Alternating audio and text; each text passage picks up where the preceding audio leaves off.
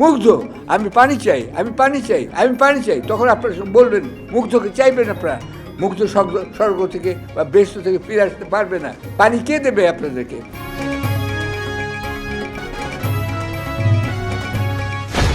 আপনারা অনেক সেতু দেখেছেন, পদ্মা সেতুর কথা বললাম, যমুনা সেতু দেখেছেন, বুড়িগঙ্গাতে দেখেছেন, অনেক দেখেছেন। কিন্তু আপনারা অনেকেই হয়তো বাঁধ দেখেননি। আপনাদের বাঁধ দেখা উচিত। বাঁধ না দেখলে আপনারা বুঝবেন না যে বাঁধ কতখানি বিপর্যয় টানতে পারে একটা দেশের জন্য, এবং আপনার ভবিষ্যৎ যে প্রজন্ম তারা পানি পাবে না। মুগ্ধ, মুগ্ধ, মুগ্ধ, আমি পানি চাই, আমি পানি চাই, আমি পানি চাই, তখন আপনারা বলবেন, মুগ্ধকে চাইবেন আপনারা। মুগ্ধ স্বর্গ থেকে বা বেহেশত থেকে ফিরে আসতে পারবে না। পানি কে দেবে আপনাদেরকে? মুগ্ধ বলেছিল পানি লাগবে, পানি লাগবে, হ্যাঁ পানি লাগবে আমাদের। সেই পানির জন্যই কিন্তু আপনাদের পরবর্তী জেনারেশনের জন্য পানির জন্য আপনাদের এখনই করতে হবে। কেননা শেখ মুজিবুর আমলে যে এই 50 বছর চুক্তি হয়েছিল তার শেষ হয়ে যাচ্ছে এই বছরেই, আর কতদিন পরেই। সুতরাং এই সরকার কিন্তু নড়ে চড়ে বসতে হবে, খালি অতীতমুখী নেতা নয়। আপনাদের সামনে দিকে তাকাতে হবে। আপনার ছেলে মেয়ে পানি পাবে কিনা দেখতে হবে। একদিন খালি আমি জানতাম যে পদ্মায় শুকিয়ে গেছে। আমি লালগড়ের একটা অনুষ্ঠানও দেখিয়েছি, মান্নাদের একটা গান শুনবেন, প্রখর দগ্ধ দিন। আচ্ছা, এখন কালকে ছবি বেরিয়েছে, সেটা বেরোচ্ছে তিস্তাও ধুধু করছে।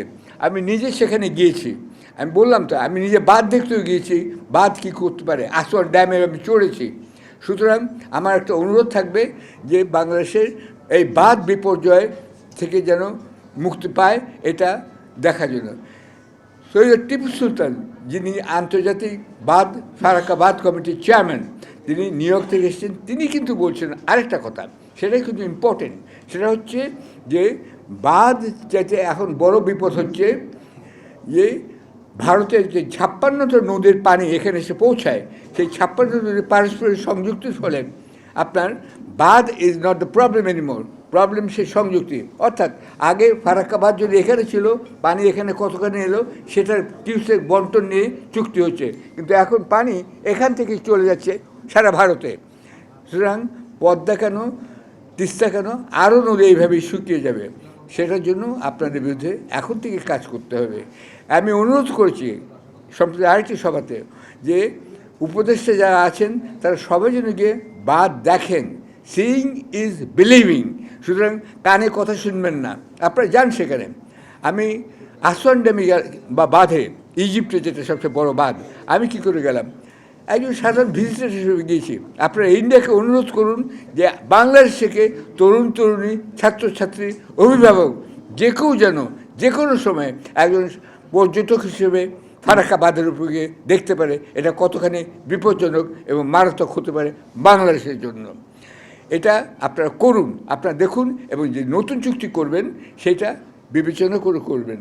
জিয়া রহমান সাহেব তিনি করেছিলেন যে চুক্তি ইন্ডিয়ার সঙ্গে, ইন্ডিয়া রাজি হয়নি প্রথমে, দুবার তিনি জাতিসংঘে নালিশ করেছিলেন। নালিশ করার পরে ইন্ডিয়ার সঙ্গে মিটিং হয় কয়েকবার, সেই মিটিংয়ে একটা ফলাফল দাঁড়ায়।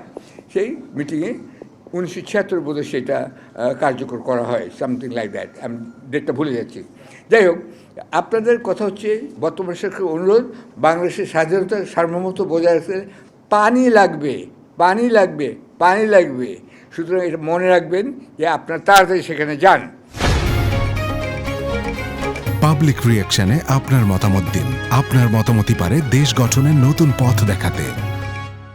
পাবলিক রিঅ্যাকশন, দেশ গড়ায় আপনার মতামত।